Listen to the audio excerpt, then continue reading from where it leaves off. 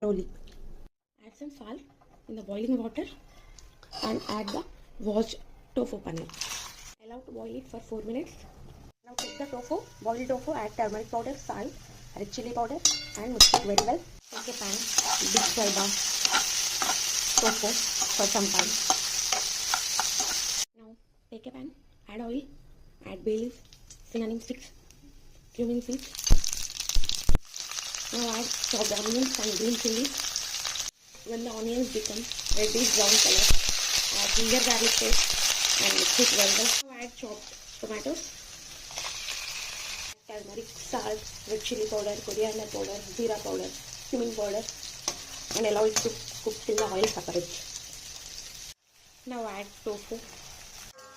Add 1 glass of water, kasuri methi, chopped coriander leaves. Tofu or soya paneer is ready.